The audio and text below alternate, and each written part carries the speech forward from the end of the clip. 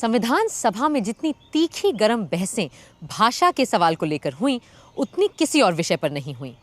देश की राजभाषा, प्रदेशों की राज्य भाषा, मुख्तलिफ सूबों के बीच संपर्क की भाषा जैसे टेढ़े सवालों पर तमाम तरह के विचार थे, तमाम तरह की बातें। पर देश की भाषा और ख़ास करके हिंदी, हिंदुस्तानी और अंग्रेज़ी को लेकर तो झगड़ा संविधान सभा के बनते ही शुरू हो गया था। 10 दिसंबर 1946 को संविधान सभा की दूसरी बैठक में ही जब प्रोटेम स्पीकर डॉक्टर सच्चिदानंद सिन्हा अध्यक्षता कर रहे थे, एक अजब बखेड़ा खड़ा हुआ। सभापति महोदय, मैं चाहता हूं कि संशोधन में क्या मैं माननीय सदस्य से ये पूछ सकता हूं कि क्या वो अंग्रेजी नहीं जानते? मैं अंग्रेजी जानता हूं, मगर हिंदुस्तानी में बोलना चाहता हूं। बहुतेरे सदस्य हिंदुस्तानी नहीं जानते। उदाहरण के लिए श्री राजगोपालाचारी को ही ले लीजिए। जो हिंदुस्तानी नहीं जानते उन्हें हिंदुस्तान में रहने का अधिकार ही नहीं है। जो लोग यहाँ भारत का विधान निर्माण करने के लिए आए हैं और हिंदुस्तानी नहीं जानते, वे इस सभा के सदस्य होने योग्य नहीं है।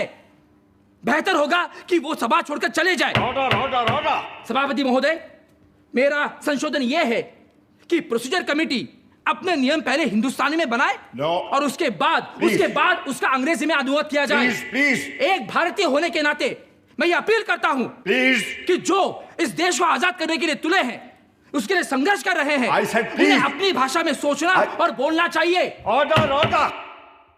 I do not permit you to proceed anymore. आपको मेरी बात सुननी पड़ेगी। Resume इस your देश की seat भाषा now. हिंदुस्तानी ही होगी। Resume your seat just now. Dhulekar साहब, आप जो कहना चाहते थे आप कह चुके हैं। देखिए पंडित जी, अब मेहरबानी करके इस हाउस की इज्जत रखिए और अपनी जगह पर बैठ जाइए। धुलेकर साहब, हाउस में इज्जत रखना बहुत जरूरी है। ये कोई झांसी की आम सभा नहीं है जहां जोर जोर से भाइयों और बहनों चिल्लाकर भाषण झाड़ना शुरू कर दें। समझे? आइए, चलिए। देखिए पंडित जी, चलिए। पंडित नेहरू चाहते थे कि हिंदुस्तानी देश की राजभाषा बने। बरसों से महात्मा गांधी भी भारत भर में हिंदुस्तानी जबान और नागरी लिपि के प्रचार प्रसार में लगे हुए थे। वो जानते थे कि एक दिन आज़ाद हिंदुस्तान में हमें राष्ट्रभाषा और राजभाषा का सवाल सुलझाना होगा। और अपनी शहादत के थोड़े ही दिनों पहले उन्होंने हरिजन अखबार में इस बात पे लिखा भी था। हिंदुस्तानी भाषा को न संस्कृत निष्ठ हिंदी बनाना चाहिए, न फारसी भरी उर्दू। इसे तो दोनों का एक मीठा सा मिश्रण होना चाहिए।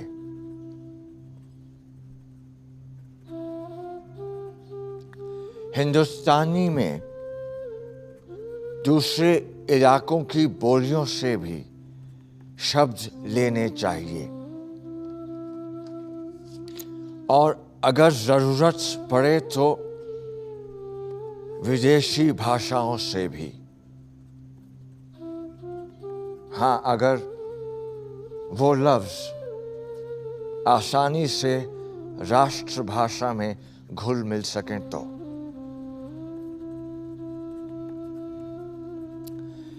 इस तरह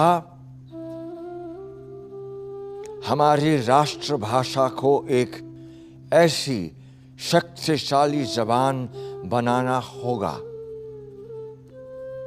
जो सारे इंसानी विचारों को और जज्बों को बयान कर सके।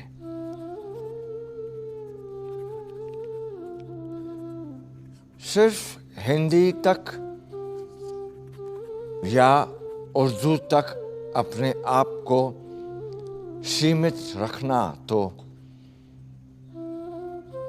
देश की अक्ल और आत्मा के साथ अपराध होगा। मार्च 1947 में ही फंडामेंटल राइट्स सब कमेटी की बैठक में ये तय किया गया कि हिंदुस्तानी संघ की राजभाषा और सरकारी कामकाज की भाषा होगी, जिसे नागरिक अपनी पसंद से देवनागरी या फारसी लिपि में लिख सकेंगे। अंग्रेजी तब तक दूसरी राजभाषा होगी जब तक संघ इसे कानूनन जरूरी समझे। पर जैसे ही देश हिंदुस्तान और पाकिस्तान में बटा, हिंदुस्तानी ज़बान भी बट गई, हिंदी वालों में, उर्दू वालों में। और क्योंकि पाकिस्तान ने उर्दू को अपनी राष्ट्रभाषा घोषित कर दिया था, हिंदी वालों ने तो ठान लिया कि उर्दू को वो पाकिस्तान भेज कर ही दम लेंगे। सभापति महोदय, अब जबकि हिंदुस्तान के 2 टुकड़े हो ही चुके हैं, तो हम इस बात को देखना चाहते हैं कि जो कॉन्स्टिट्यूएंट असेंबली बनी थी और उसका जो दृष्टिकोण था, क्या वो वैसा का वैसा आज भी रहना चाहिए या उसमें कुछ तब्दीली होनी चाहिए। उस वक्त मैंने कहा था कि हमारी असेंबली की भाषा हिंदुस्तानी होनी चाहिए।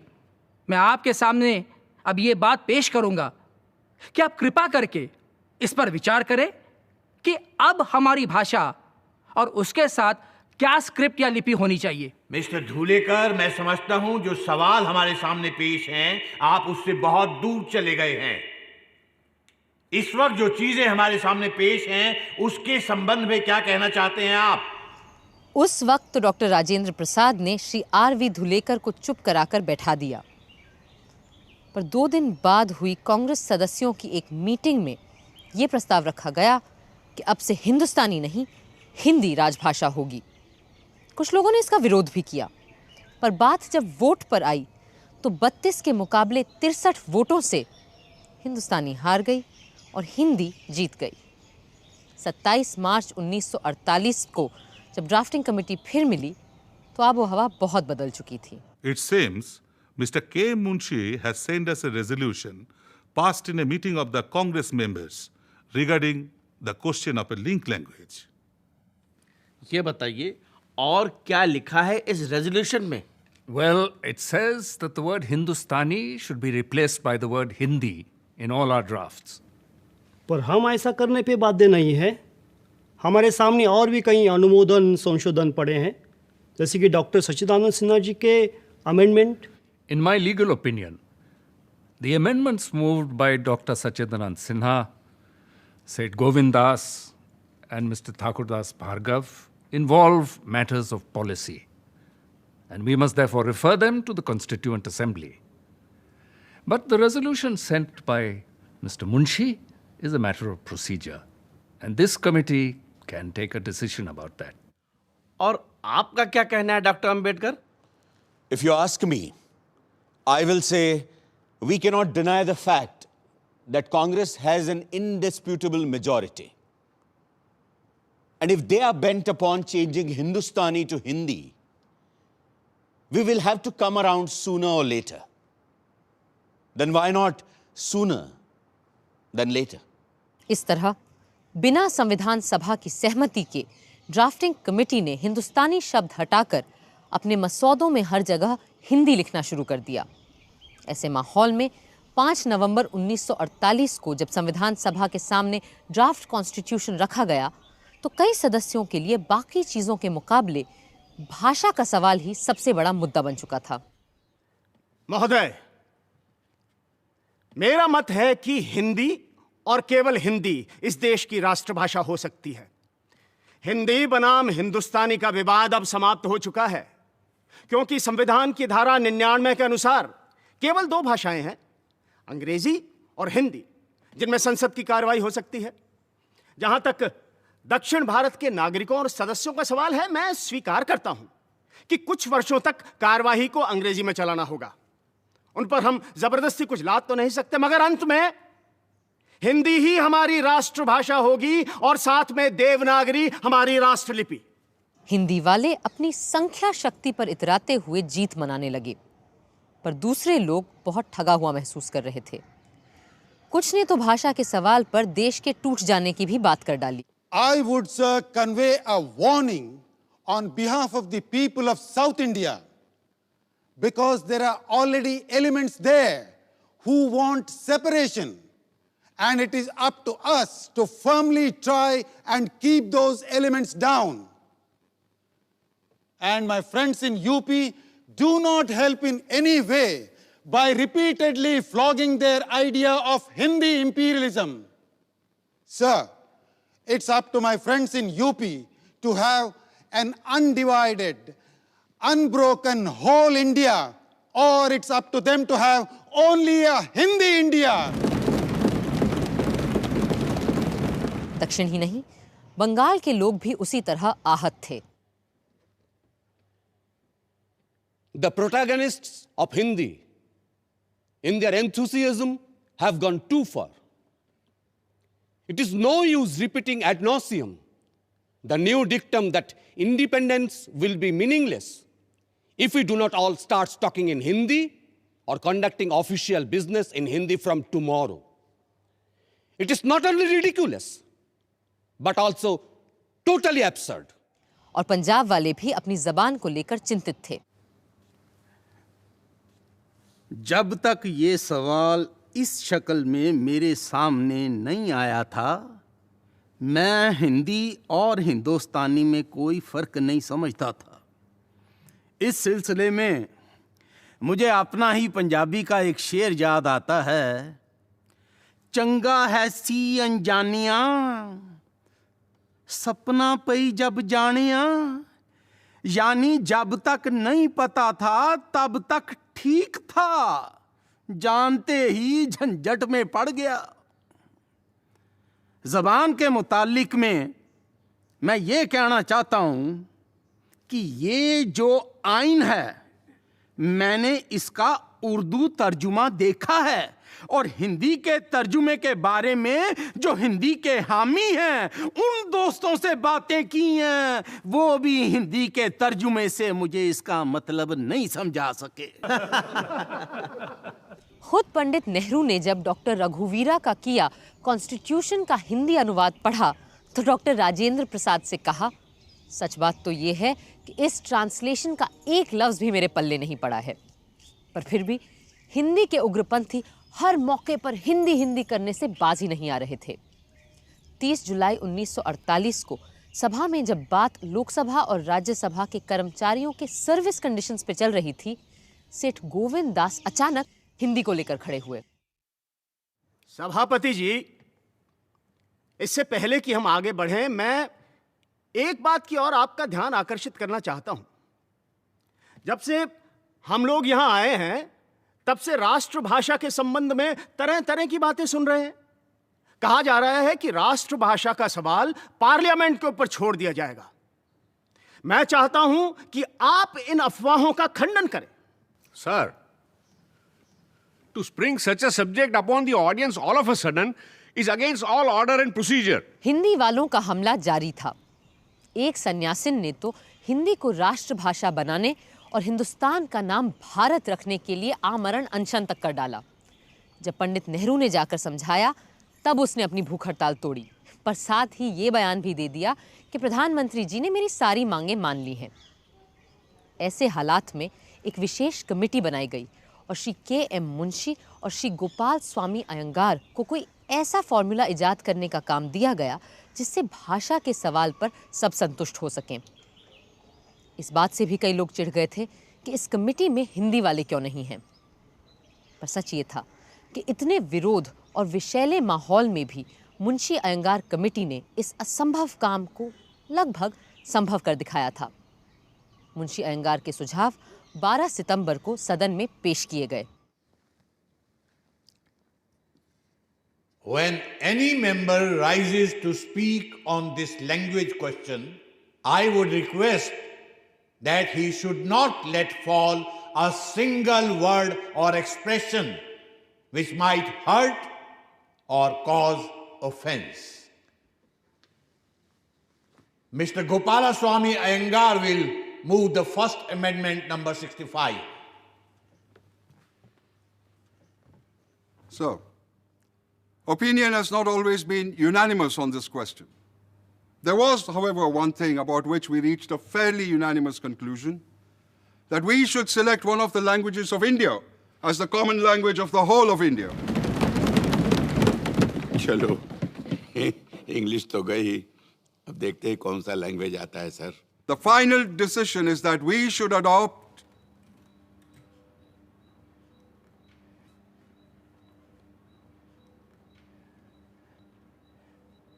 Hindi as the language for all official purposes of the Union under the Constitution.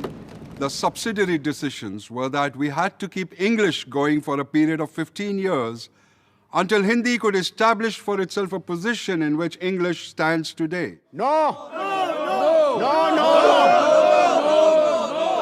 So, I move that the official language of the Union shall be Hindi in the Devanagari script, and the form of numbers shall be the international form of Indian numerals. So, the whole world, with one or two exceptions, have adopted the international form of the Indian numerals. It is but right that we should keep in step with the whole world, or it should really be the other way.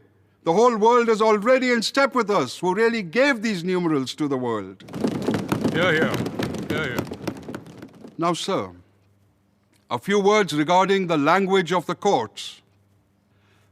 Lawmaking and law interpretation require an amount of precision, and a number of expressions and words have acquired a certain definite meaning.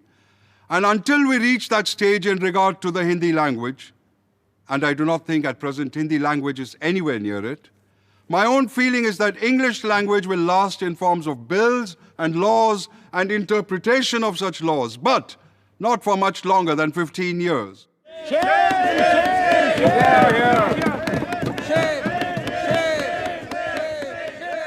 Hindi के अतिरेकी इस फैसले से नाखुश थे, पर अपनी majority से बड़े आश्वस्त भी थे। वो भूल गए थे कि लोकतंत्र में संख्या शक्ति का इस्तेमाल सोच समझकर और अल्पसंख्यकों की भावनाओं का आदर करके ही किया जाना चाहिए। भाषा का विषय 95% हल हो गया है महोदय, और जो 5% बाकी है उसमें कुछ सैद्धांतिक बातें हैं।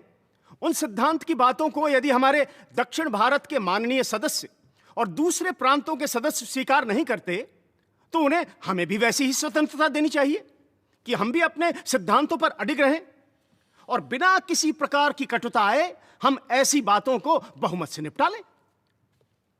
हम हिंदी का पक्ष लेने वालों पर यह आक्षेप लगता आया है कि हम इस विषय को सांप्रदायिकता की दृष्टि से देखते हैं। हम उर्दू से प्रेम रखते हैं, मगर उर्दू भाषा ईरान और अरब की तरफ देखती रही है।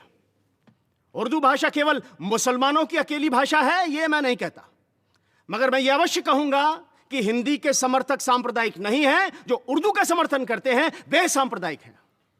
यह बात सत्य है कि सेकुलर स्टेट को हमने मान लिया है, मगर हमने इसका यह अर्थ तो कभी नहीं समझा कि सेकुलर स्टेट मानना अनेक संस्कृतियां मानना है।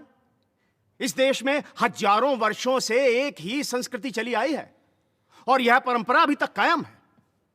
इस परंपरा को रखने के लिए और इस बात का खंडन करने के लिए कि हमारी दो संस्कृतियां हैं, हम इस देश में एक भाषा, एक लिपि रखना चाहते हैं। और यूं भाषा का सीधा सादा सवाल एक मजहबी सवाल भी बना दिया गया। You cannot make a language suitable for a modern world simply by a legislative vote. The suitability of the language requires great thinkers, great writers, philosophers, literateurs, dramatists, scientists, and many others. So I believe, without giving any offense, that Hindi is a language which is in a very rudimentary condition in this respect. And I submit that besides Hindi, there are other claimants. Naziruddin Ahmad साहब, हम संस्कृत पर और संस्कृत में आपके विचार सुनना चाहते हैं। Thank you very much for anticipating me. If we have to adopt, why should we not adopt world's greatest language? और इसे राष्ट्रभाषा के रूप में अपनाना चाहिए या नहीं? क्योंकि आजकल संस्कृत कोई बोलता तो है नहीं। Yes. And for that simple reason that it is impartially difficult to all. Bengal के श्री नजीरुद्दीन अहमद संस्कृत के विद्वान थे और हिंदी भी जानते थे, पर हिंदी न जानने वाले दक्षिण के मेंबरान के हाल तो और नाजुक थे। Sir, my respectful submission is that today Hindi is only a regional language and a provincial language. And just because it is being spoken by about 10 crores of people out of 32 crores, we are raising it to the level of common language. I would call all languages spoken in India as our national languages. खुद UP से आए हिंदुस्तानी भाषी जनाब हिफ्जुर रहमान भी पशो पेश में थे। जनाबे वाला, मुझे याद है और मैं भूला नहीं हूं कि जब 30 जनवरी को वो अजीम और बहुत बड़ा हादसा पेश आया जब किसी जालिम ने गांधी जी को हमसे छीन लिया। उस हादसे से तकरीबन 3 रोज पहले गांधी जी से बिरला हाउस में मेरी बात हुई थी। तब महात्मा गांधी ने मुझसे कहा था कि मुल्क में अमन हो गया है और मुझे बहुत खुशी हुई है कि जिस तरह आपने दिल्ली में अमन कायम करने के लिए मेरा साथ दिया है, उसी तरह हिंदुस्तानी ज़बान के प्रचार के लिए भी हिंदुस्तान भर में कोशिश करनी होगी और इसमें आप लोगों को मेरा साथ देना होगा। उस वक्त मैंने उनसे कहा था, हम आपके साथ हैं। लेकिन आज यहां पर हिंदी को उसी हिंदुस्तानी की जगह रखा जा रहा है और गांधी जी के और कांग्रेस के 30 साल तारीख के खिलाफ गलत कदम उठाया जा रहा है। ये मालूम हुआ है कि हिंदी का मतलब उस जबान से है जो संस्कृताइज्ड हो, जिसमें उर्दू, अरबी, फारसी के अल्फाजों की जगह नए अल्फाज लाए जाए। मेरे भाई सेठ गोविंद दास जी ने कहा कि उर्दू से उन्हें बहुत प्रेम है, लेकिन उर्दू मुसलमानों की जबान है। श्रीमान, मैंने ये कभी नहीं कहा कि उर्दू मुसलमानों की भाषा है। एक खास फिरके की जबान मानकर ही आपने एतराज किया था। इससे तो बाहर की चीजें ही जाहिर होती हैं। मैं गुजारिश करूंगा कि उर्दू को मुसलमान ना ईरान से लेकर आए, ना स्पेन से और ना अरब से, बल्कि उर्दू हिंदू मुस्लिम की बोलचाल बाजारों, मकानों और गली कूचों से वजूद में आई। क्या आप नहीं जानते कि हाल ही के मजहबी शायर मोहसिन काकोरी ने पैगम्बर इस्लाम सल्लल्लाहु अलैहि वसल्लम की तारीफ की है। वो कहते हैं, सिमत काशी से चला है जानिबे मथुरा बादल, बर्क़ के कांधे पे लाई है सबा गंगा जल, खबर उड़ती हुई आई है जहां में ये अभी के चले आते हैं तीरथ को हवा पर बादल।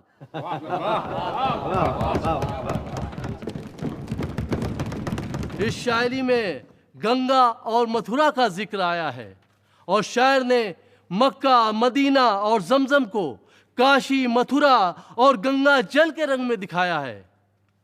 इसलिए महात्मा जी ने ठीक फरमाया था कि अगर यूनियन की कोई आम जबान बन सकती है जो तमाम मुल्क में बोली और समझी जा सके, तो वो हिंदुस्तानी ही है। बहस मुबाहिसे और नोक झोंक का सिलसिला अगले दिन भी जारी रहा। हिंदी के समर्थक अंग्रेजी को हटाने की 15 साल की मियाद के भी सख्त खिलाफ थे। उन्हें देश में हिंदी चाहिए थी और आज अभी इसी वक्त चाहिए थी। कल मेरे मित्र मिस्टर हिफ्जुर रहमान ने एक अपील की थी, उसके उत्तर में 1-2 शब्द कहना चाहता हूँ। महात्मा गांधी का नाम लेकर उन्होंने अपील की थी कि हम हिंदुस्तानी को राजभाषा बनाएं और उसे फारसी और देवनागरी लिपियों में लिखें। महात्मा गांधी का नाम लेकर मैं पूछता हूँ, पृथक निर्वाचन क्षेत्रों को भी क्यों न स्थापित किया जाए? मैं ये कहता हूँ कि कुछ हजार मुसलमानों के अतिरिक्त जो इस देश के सपूत हैं और जो अब भी हमारे साथ हैं, अन्य सभी मुसलमान हमारे साथ नहीं रहे। वे इस देश को अपना देश नहीं मानते थे। इसी कारण वे पृथक होना चाहते थे। मैं ये कहता हूं कि मैंने कल जो सुना वो सांप्रदायिक आधार को मानकर कहा गया था। मौलाना आजाद और किदवाई साहब समान हमारे कुछ मित्रों को छोड़कर how this is relevant? इसका तुक क्या है? ऑनरेबल मेंबर, अब अगर अपनी बात खत्म कर दें तो ज्यादा बेहतर होगा। आपने बहुत अनाप शनाप बातें की हैं और हाउस अब आपको और सुनने के मूड में नहीं है। इन्हीं शब्दों के साथ मैं अपने संशोधनों को प्रस्तुत करता हूं कि देवनागरी लिपि तथा हिंदी अंकों के साथ हिंदी भाषा को सीधे सीधे स्वीकार किया जाए, क्योंकि कोई भी और भाषा भारत की राजभाषा हो ही नहीं सकती। Sir, before this unfortunate controversy was precipitated, I took it as axiomatic that Hindi would be accepted as the national language of this country. At that time, I would have accepted Hindi in the Devanagari script as our national language. But today, I have moved away from that. I say with no offense, those friends who have been ardent, if not fanatical supporters of Hindi, have done Hindi a greater disservice than others by their intransigence. By their intolerance, they have created an attitude of resistance to something which should have been naturally accepted as our national language. I have given this amendment of Hindi in the Roman script because I feel, looking at it objectively, looking at it with the greater interests of the country, we must accept the Roman script. But as I say, it will require courage and vision. It will require a need to resist reactionary sentiments and forces.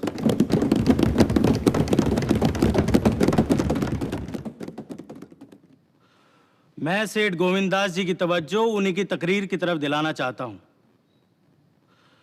सन 1945 की budget speech में इन्होंने ये कहा था कि मुझे बड़ा अफसोस है कि मैं अपनी तकरीर हिंदुस्तानी में नहीं कर सकता। सन 1945 में इनकी जबान हिंदुस्तानी थी, जो आज देवनागरी रस्मुल खत में हिंदी हो गई। इसका कोई जवाब है इनके पास? इसकी वजह यह है कि 1947 के पार्टीशन के बाद पाकिस्तान ने अपनी नेशनल जबान उर्दू होने का ऐलान किया। मैं हिंदी के खिलाफ नहीं हूं, लेकिन जब यहां की जबान हिंदुस्तानी है तो उर्दू के बारे में इतनी नफरत क्यों जाहिर की जाती है? अपनी मेजॉरिटी के जरिए आप इसको एकदम खत्म और बंद क्यों कर देना चाहते हैं? ये कौन कहता है? ये रेजोल्यूशन कहता है। तू मैं सिर्फ भाषा को लेकर ही नहीं थी। संख्याओं के 9 चिन्ह यानी 1, 2, 3, 4, 5, 6, 7, 8, 9 भी संविधान सभा में एक लंबी बहस का बायस बन गए थे। कुल 9 चिन्हों के सवाल पे ऐसा लगने लगा कि देश के 9 टुकड़े न हो जाएं। A new dispute regarding numerals has also cropped up. And the issue is whether the numeral should be of international form or Devanagari form. Crores of our South Indian friends are insisting that they will not yield on this point. Sir, those whose mother tongue is Hindi will only learn Hindi. But we in the South, we have got to study not only Hindi, but also our own mother tongue. You in the North will have to realize what sacrifice we are making. Sir, with these words, I appeal to Hindi-speaking people to give up their attitude of domination and dictation and adjust themselves. Doctor Shyama Prasad Mukherjee केवल बंगाल ही नहीं पूरे देश के बड़े नेता और विद्वान थे, और उनका भी कहना था कि किसी एक भाषा को दूसरी जबानों के ऊपर तरजीह नहीं दी जा सकती। Some of my friends spoke eloquently that a day might come when all of India shall have one language and one language only. Frankly speaking, I do not share that view. If it is claimed by anyone that by passing an article in the Constitution of India, one language is going to be accepted by all by a process of coercion, I say, sir, that will not be possible to achieve. Unity and diversity is India's keynote and must be achieved by a process of understanding and consent. You will not call it provincial if I say that I am proud of my own language. It is a language that has been enriched by many noble writers for centuries past. It is the language of Vande Mataram, the language of our national poet, Rabindranath Tagore. It is the language of India. That is your language.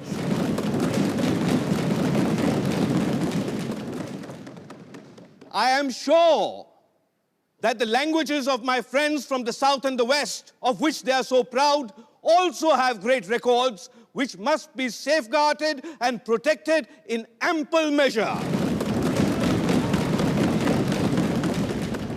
Much has been made about the numerals.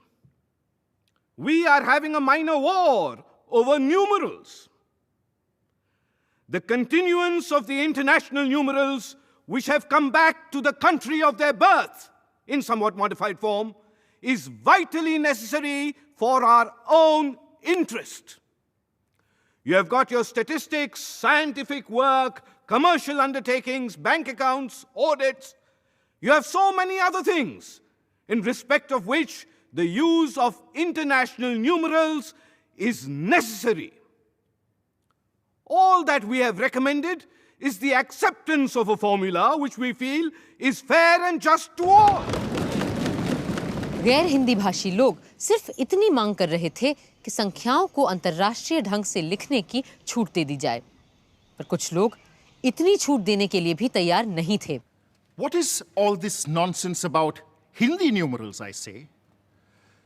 May I tell you, sir, that these international numerals are older than the numerals you so fondly hug today? Question. There is no question of questioning that. It is a fact. It is not a matter of fact. You may say what you like. I have my own opinion. Your opinion is not what matters, Dr. Subrayan. It is a fact and not an opinion. Yours is an opinion with which you want to change the fact. It has been said so in Encyclopedia Britannica. I will read it, Mr. Sharma, for your edification. Say it for your enlightenment. I am enlightened enough. 1, 4, and 6 are found in the Ashoka inscriptions of the 3rd century BC, long before your numerals were thought of. 2, 4, 6, 7, 9 appeared in the Nanagarh inscriptions a century later. Is Nanagarh situated in Europe? That's why I say these are our numerals, which you do not want to accept. I am only proving that these numerals originated in India and nowhere else. 2, 3, 4, 5, 6, 7, and 9 in the Nashik cave of the 1st and 2nd century of our era. Have you seen these caves in Nashik? I am not going to enter into an argument. We from the South, wanting a national language, wanting to be in tune with all of you from north of India, agreed to swallow 95% of what you wanted. And yet, you want the balance 5% also? Because we believe in the Tamil proverb, a hare has 3 legs.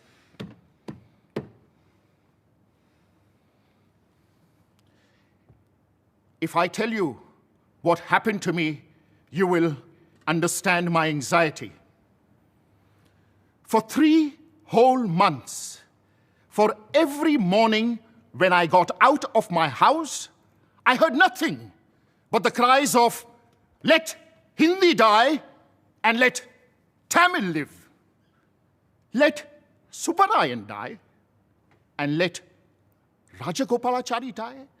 Let Subbarayan die and let Rajagopalachari die." भाषा के टेढ़े सवाल पर पंडित जवाहरलाल नेहरू की चिंता थी कि हम भारत की एकता को आगे रखते हुए कैसे अपनी अनेकता को भी कायम रखें। असली चुनौती यही है। Language is a most intimate thing. It is perhaps the most important thing which society has evolved, out of which other things have taken growth. It is a unifying factor, and it is also a factor promoting disunity. It is an integrating factor, and it is a disintegrating factor, as between 2 languages, as indeed between 2 countries. A very wise man, the father of our nation, Mahatma Gandhi, taught us that while English is a great language, we cannot go far or take our people by the million in a foreign language. We have to think in doing our national work in our own various languages, and more particularly in the language you may choose for all India use. This language should represent the composite culture of India. Therefore, he used the word Hindustani. Is your approach going to be democratic, or is it going to be authoritarian? Because in some of the speeches that I have listened to here, there is very much a tone of authoritarianism, very much a tone of the Hindi-speaking areas being the center of things in India, the center of gravity, and others being just the fringes of India. This is not only an incorrect approach, but it is a dangerous approach. Sir, Hindi के विरोध में आजकल दक्षिण भारत में एक जबरदस्त अभियान जारी है। महात्मा गांधी के कहने पे हम सब ने पूरे जोश में दक्षिण भारत में हिंदी का प्रचार किया, परंतु इस सब का नतीजा क्या निकला? सर, हिंदी के हक में जो प्रोपेगेंडा ऊंची आवाज में हो रहा है, वो इतना अति और भ्रष्ट हो चुका है कि उसके कारण मुझ जैसे लोग जो हिंदी जानते भी है और हिंदी के पक्ष में भी है, अब हिंदी के विरोध में जा रहे हैं। सर, इनका कहना है कि जब तक इस देश में एक भाषा नहीं लागू की जाएगी, तब तक न यहाँ एकता होगी न एक संस्कृति। मैं आपको यहाँ आगाह कर देना चाहता हूँ कि ये एक भाषा एक संस्कृति का नारा बड़ा ही खतरनाक नारा है।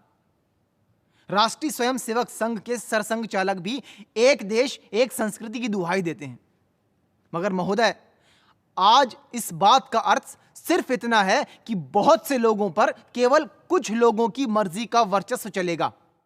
मुझे लगता है कि मेरे मित्र ख्याली दुश्मनों के वार के खिलाफ तलवार भांज रहे हैं।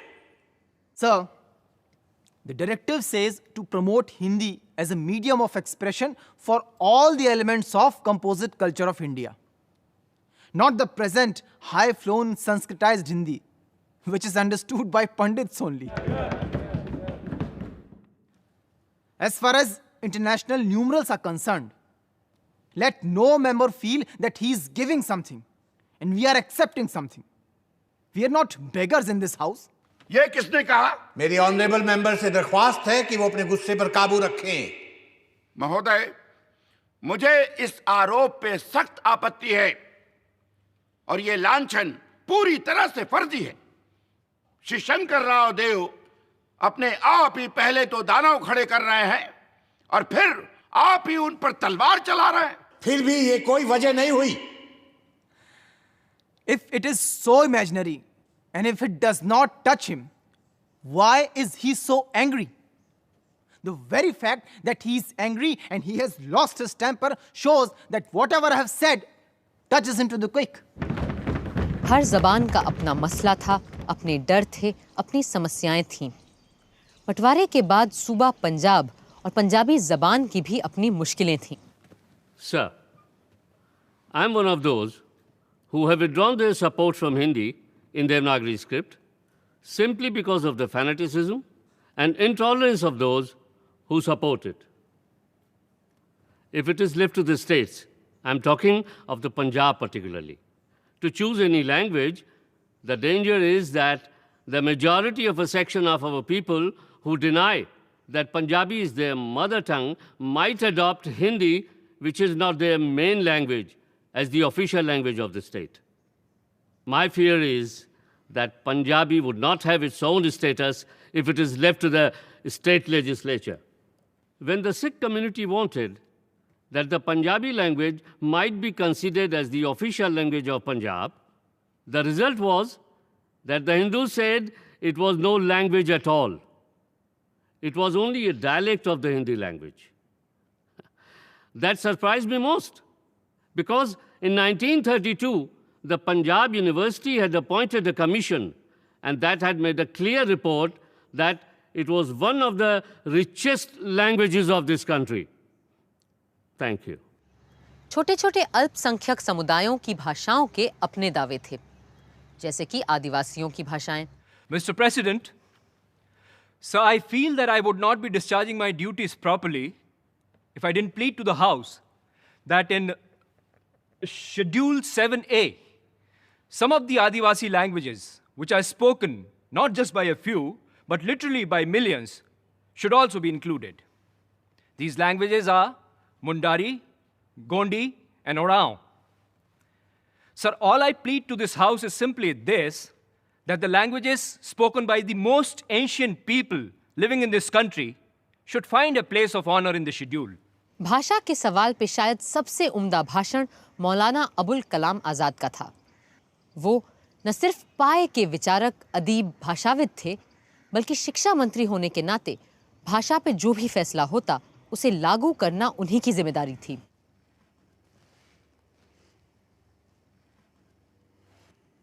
अगर हम सब ये चाहते हैं कि अंग्रेजी की जगह हमारी वतन की जबान तमाम मुल्क, तमाम कौम की जबान हो, तो इसके सिवा हमारे सामने कोई चारा नहीं कि एक मुद्दत तक हम सब्र और इंतजार करें और अंग्रेजी को कायम रखते हुए वतनी जबान की तालीम बढ़ाने की कोशिश करें।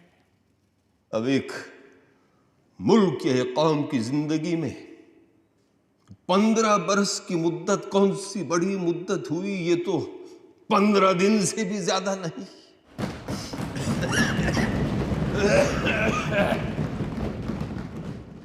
जहां तक जबान का ताल्लुक है तो आमतौर पर यह बात मान ली गई है कि कौमी जबान वो जबान हो सकती है जो उत्तरी हिंद की जबान हो, लेकिन इस वक्त उत्तरी हिंद की जबान के लिए 3 नाम पैदा हो गए हैं: उर्दू, हिंदी और हिंदुस्तानी। हिंदुस्तानी अपने वसी दामन में उत्तरी हिंद की जबान के तमाम रंग और रूप ले सकती है। उसमें हिंदी भी आ सकती है, उसमें उर्दू भी आ सकती है और इसके सिवा एक नए फैलाव की गुंजाइश भी रह जाती है। हिंदुस्तानी किसी भी अंसर को खारिज नहीं करती, बल्कि हर चीज को अपने अंदर समेट लेती है। इल्मी जबानें इस तरह नहीं बना करती जिस तरह बनावटी उसूलों और पाबंदियों के जरिए एक चीज बनाई जाती है। जबानें बनाई नहीं जाती, जबानें खुद ब खुद बनने लगती हैं। जबानें ढाली नहीं जा सकती, बल्कि खुद ब खुद ढलने लगती हैं। आप लोग जबानों पर बनावटी उसूलों और पाबंदियों के कुफ्र लगा सकते हैं, लेकिन लगाने से कोई फायदा नहीं होगा, क्योंकि वो ताले वो कुफ्र लगेंगे नहीं, बल्कि खुद ब खुद खुलकर नीचे गिर पड़ेंगे। जबान का कानून आप सबकी पकड़ से बाहर है। हर चीज के लिए कानून बनाया जा सकता है, लेकिन जबानों की कुदरती चाल के लिए कोई भी कानून साजी नहीं की जा सकती है। जबानें खुद ब खुद अपने लिए एक रास्ता इख्तियार कर लेती हैं और फिर उसी रास्ते पर चलते चलते अपनी मंजिले मकसूद तक पहुंच सकती है। खुद गांधी जी का और कांग्रेस पार्टी का इसी राय पर अमल रहा, और जब कॉन्स्टिट्यूशन के सिलसिले में यह बात कांग्रेस पार्टी के सामने आई तो मैंने कुदरती तौर पर इसी राय पर जोर दिया। मुझे तवक्को थी कि कम से कम कांग्रेस के पुराने साथी अपनी जगह से नहीं हिलेंगे, गांधी जी के सिद्धांतों पर जमे रहेंगे। लेकिन अफसोस, मैं अपनी ये बात आप सबसे छुपा नहीं सकता कि मुझे बेहद मायूसी हुई ये देख करके चंद गिने हुए कदमों के सिवा बाकी तमाम कदम अपनी जगह से हिल गए थे। बिलाखिर ये मामला ड्राफ्टिंग कमेटी के सुपुर्द कर दिया गया और उस कमेटी से दरखास्त कर दी गई कि कॉन्स्टिट्यूशन के इस हिस्से का एक नया मसवदा तैयार किया जाए और फिर पेश किया जाए। और इस कमेटी में कुछ नए मेंबरान भी बिठाए गए, उनमें से एक मैं था। इस कमेटी के पहले इजलास में भी मैं शरीक रहा, लेकिन वहां मैंने ये देखा कि अक्सरियत पहले से ही एक खास राय पर जमी हुई थी और किसी भी तरह से इस बात के लिए राजी नहीं थी कि हिंदी की जगह हिंदुस्तानी को इख्तियार कर लिया जाए या फिर हिंदी की तशरीह करके उसके मफहूम में एक नया फैलाव पैदा किया जाए। इस सूरत हाल में मैंने महसूस किया कि मेरा वहां रहना तकरीबन बेकार है, इसलिए मैंने अपना इस्तीफा दे दिया और इस कमेटी से अलग हुआ। मुझे यह देखकर सख्त मायूसी हुई कि इस तरफ से लेकर उस तरफ यानी कि हर तरफ तंग ख्याली छाई हुई है। तंग ख्याली का मतलब समझे? नेरो माइंडेडनेस यानी कि दिमाग का छोटा और सिमटा हुआ होना और हर तरह से फैलाव और ऊंचाई से इनकार करना। मैं ये कहना चाहूंगा कि ऐसा तंग दिमाग लेकर हम दुनिया की बड़ी कौम हरगिज नहीं बन पाएंगे। हिंदुस्तानी के खिलाफ जो भी कुछ कहा गया उसमें से इस बात पर सबसे ज्यादा जोर दिया जाता है कि अगर हिंदी की जगह हिंदुस्तानी को इख्तियार कर लिया गया तो उसमें उर्दू के लिए गुंजाइश पैदा हो जाएगी। मैं जानना चाहता हूं कि अगर इस तरह की गुंजाइश पैदा हुई तो कौन सी कयामत टूट पड़ेगी, कौन सी कयामत टूट पड़ेगी। मेरे दोस्त मुझसे नाराज ना होंगे अगर मैं ये भी कहूं कि इस तंग ख्याली का दूसरा मंजर मैंने आदात यानी कि न्यूमरल्स की बहस में भी देखा था। दरअसल जबान का यह मसला जिस तरह से हल होना चाहिए था उस तरह से हल नहीं हुआ। मैंने कोशिश की, मेरे चंद दोस्तों ने कोशिश की, लेकिन फिर हमने ये महसूस किया कि मौजूदा आब हवा में इससे ज्यादा लचक पैदा नहीं हो सकती है जिस कदर मिस्टर यंगार की तरमीम में पैदा हो गई है। लाए उस बुत को इल्तिजा करके कुफ्र टूटा खुदा खुदा करके। मौलाना आजाद के ओजस्वी भाषण के बाद शायद किसी को कुछ कहने की जरूरत नहीं थी, मगर हिंदी का सरकारी शब्दकोश बनाने और संविधान का हिंदी अनुवाद करने वाले डॉक्टर रघुवीरा कैसे चुप रह जाते। अध्यक्ष महोदय, आदरणीय मौलाना साहब हमारे सामने नामकरण का बड़ा महत्वपूर्ण प्रश्न लेकर आए हैं, यानी हिंदी या हिंदुस्तानी। और अब तो हिंदी और उर्दू को लेकर भी बड़ा मतांतर स्पष्ट रूप से दिखाई दे रहा है। असल में शुरुआत में हिंदी और उर्दू के बीच कोई विशेष अंतर था ही नहीं, किंतु 19वीं शताब्दी में उर्दू अदीबों ने कसम उठाकर यह नियम बना लिया कि वो एक भी शब्द ऐसा प्रयोग नहीं करेंगे जो भारतीय मूल से आया हो। और इसकी प्रतिक्रिया के रूप में 19वीं शताब्दी में ही हिंदी लेखन भी पनपने लगा, जो भारतीय परंपराओं से जन्मा साहित्य था। परंतु धीरे धीरे यह अंतर बढ़ता चला गया और इतना बढ़ गया कि आज हमारी भाषाओं में दो साहित्य मौजूद हैं जो एक ही आधार से आरंभ होकर आज अलग अलग दिशाएं ले चुके हैं। पर आज समस्या केवल हिंदी और उर्दू के बीच बढ़ती खाई को पाटने की नहीं है, बल्कि आज तो हमें एक ऐसी भाषा को खोजना है जो उत्तर से लेकर दक्षिण तक की सारी भाषाओं की सेवा कर सके। और यह काम केवल और केवल हिंदी। अपनी बात को खत्म करने में अभी और कितना वक्त लगेगा आपको? सर, लगभग आधे घंटे का समय। नहीं, मैं इसकी इजाजत नहीं दे सकता। The House shall meet at 5 o'clock.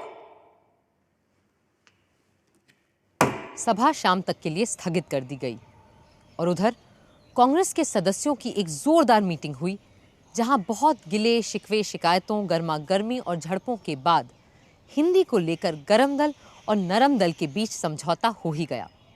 Hindi वालों ने अंतर्राष्ट्रीय संख्याओं या इंटरनेशनल न्यूमरल्स को हटाने की अपनी जिद छोड़ दी और ये भी मान लिया कि 15 सालों तक अंग्रेजी को समान स्थान मिले।